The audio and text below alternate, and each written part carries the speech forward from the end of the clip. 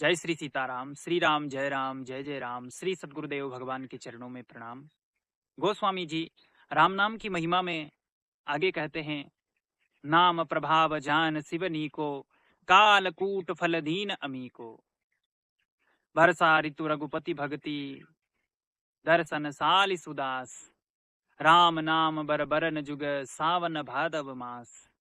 कि जैसे भगवान शंकर ने कालकूट हलाहल विष को पिया, पर राम नाम के प्रभाव ने उनको अमृत का फल दिया और भगवान शंकर नीलकंठ हो गए।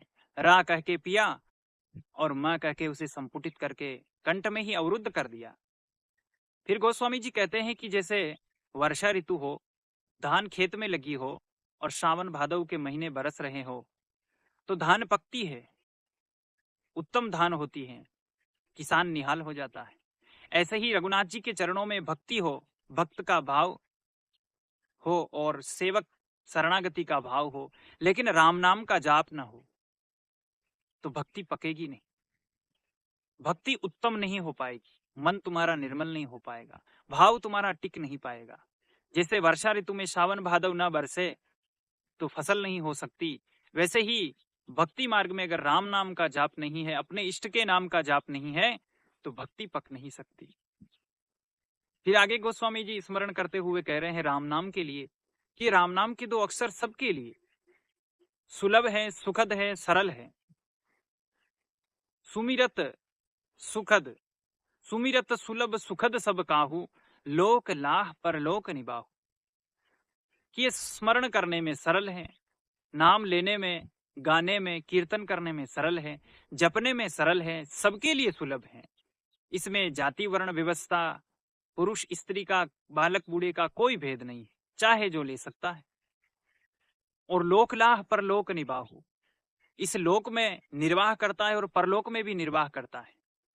राम नाम की ऐसी महिमा है कि जब आप जपने लगते हैं और जपते जपते जपते जपते राम नाम में तल्लीन होने लगते हैं और राम नाम में आपकी स्थिति ठहरने लग जाती है, राम नाम के सिवा आपको कुछ स्मरण ना रहता हो, ऐसी स्थिति जब जब आती है आपके हृदय के अंदर, तब तब आप परमात्मा से एकीकार होने लगते हो, क्योंकि राम नाम परमात्मा का ही नाम है और परमात्मा में जैसी शक्ति है वैसी ही राम नाम में शक्ति है।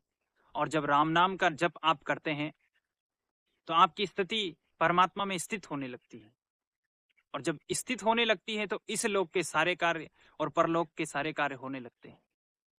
इसलिए तो सिद्धियां बहुत सारी साधक के पास आने लगती है, क्योंकि परमात्मा में स्थिति जितनी देर उसकी ठहरती उतनी उसकी सिद्धियां आगे आने लगती, लेकिन वह उसे स्वीकार नहीं करता जब तक परमात्मा की प्राप्ति पूर्ण रूप से न हो जाए।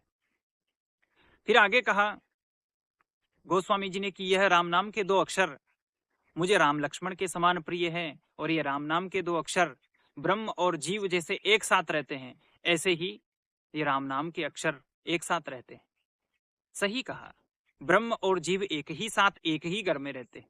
यह शरीर उसी ब्रह्म का घर है, इसी शरीर में वह ब्रह्म निवास करता है और इसी शरीर को जीव कहा जाता है। दोनों एक साथ ही रहते हैं। जब बोध हो जाता है तो ब्रह्म ही ब्रह्म है, और जब तक बोध ना हो तब तक जीव और ब्रह्म दो दिखाई देते हैं, भेद दिखाई देता है। आगे कहा कि नर नारायण सरिस सुभ्राता, जगपालक विशेष जन त्राता। नर नारायण भगवान का स्मरण किया इसलिए कि नर नारायण भगवान जैसे सुंदर भाई, और दोनों ने जो तपस्या की, ऐसी तपस्या पहले पूर्व काल में किसी ने ना की होगी, जन कल्याण के लिए। इसमें हम एक पुराण की कथा लेते हैं और बड़ी रोचक कथा है। एक दैत्य था जिसने भगवान सूर्य का दर्शन किया था और सूर्य भगवान की ही तपस्या की, और भगवान सूर्य प्रकट हुए तो कहा कि वर मांगो। तो उसने वरदान में सबसे पहले तो अमरता मांगी, लेकिन अमरता सूर्य भगवान दे नहीं सकते। कहा कि मृत्यु तुम अपनी इच्छा से मांग सकते हो, लेकिन हम तुम्हें वरदान अमृत का नहीं दे सकते, तुम्हें अमर नहीं कर सकते। तो उसने कहा कि भगवान आप ऐसा करें कि हमें ऐसा कवच प्रदान करें, और एक कवच नहीं, हमें 1000 कवच प्रदान करें, और एक कवच ऐसा प्रदान करें, मतलब एक कवच में ऐसा वरदान दें कि मुझसे कोई 10,000 वर्ष तक लड़े, तब एक कवच टूटे, और एक कवच टूटते ही सामने वाले की मृत्यु हो जाए। बड़ा विचित्र वरदान मांगा उसने, और वरदान मांगने के बाद उसे 1000 कवच प्रदान किए भगवान सूर्य ने। अब वो चारों ओर देवताओं को ललकारता फिरे। अब देवता सोचे कि अगर इससे लड़े तो 10,000 वर्ष तक लड़ भी ले, फिर भी फायदा तो कुछ नहीं, लाभ तो कुछ नहीं, क्योंकि जैसे ही एक कवच टूटेगा सामने वाले की मृत्यु हो जाएगी। तो सभी देवी देवता नर नारायण भगवान के पास गए और अनुनय विनय की। तो नर नारायण भगवान जन कल्याण के लिए तैयार हुए कि हम उससे युद्ध करेंगे, यद्यपि तपस्वी थे।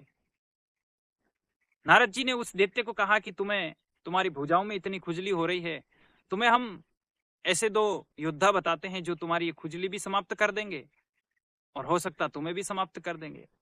दैत्य को बड़ी हंसी आई कि हमें कौन समाप्त कर सकता है। उनको पता बताया और वो बद्रिकाश्रम, जहाँ तपोवन आज जहाँ नर नारायण पर्वत जिसे कहा जाता है, वहां पर भगवान नर और नारायण ने तप किया था, वहीं पर वह दैत्य पहुंच गया और भगवान नारायण से युद्ध करने लगा और नर तपस्या में बैठे हुए। अब दोनों को पता तो है ही कि युद्ध चलेगा। 10,000 वर्ष तक युद्ध चला और भगवान नारायण की मृत्यु हुई और नर भगवान उठे और संकल्प किया कि अगर हमने निस्वार्थ भाव से केवल जन कल्याण के लिए तप किया हो तो हमारी तपस्या से हमारे भ्राता नारायण उठ खड़े हो।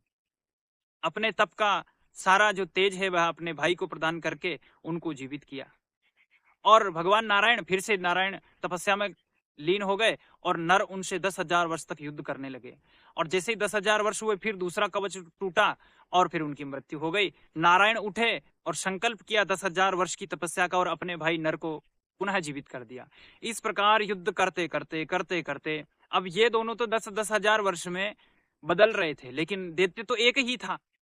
दैत्य तो एक ही था, लड़ लड़ के कितना लड़े, थक गया और 9,999 जैसे 10,000 वर्ष तक लड़ना है उसे, तो इस प्रकार से लड़ते लड़ते 999 कवच तोड़ दिए, क्योंकि 1,000 कवच थे उसके पास।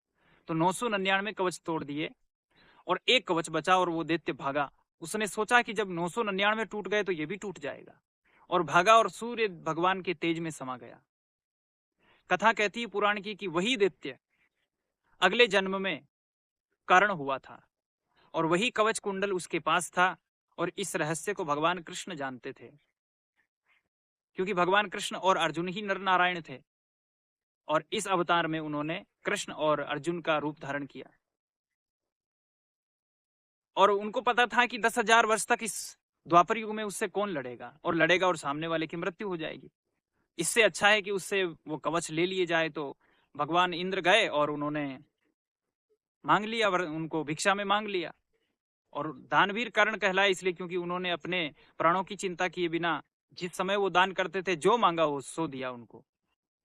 तो ये रोचक कथा थी और इसलिए नर नारायण का स्मरण किया कि ऐसे भाई थे जिन्होंने इस प्रकार से जन कल्याण के लिए एक दूसरे के लिए अपनी तपस्या देते रहे और युद्ध करते रहे। ऐसे ही राम नाम अगर आप जाप करोगे तो आपको इस लोक और परलोक में दोनों जगह ये आपकी रक्षा करेगा। नर नारायण सरिस सुभ्राता जग पालक विशेष जन त्राता। जो विशेष प्रकार से राम नाम का जप कर रहे, राम नाम की शरण में है, उनके ऊपर कृपा होती है और उनकी रक्षा होती है। जगत की रक्षा तो होती ही है। जो राम नाम का जप करेंगे और राम नाम को जप करके ब्रह्म की प्राप्ति कर लेंगे, राम की प्राप्ति कर लेंगे, अनुभव कर लेंगे आत्मा का, तो जन कल्याण को तो उनके हाथ से निश्चित ही जन कल्याण है। तो जगत की भी रक्षा होगी और इस लोक परलोक में निर्वाह होगा। तो नर नारायण के समान ये रक्षा करेंगे। आज के लिए इतना ही। श्री राम जय जय राम।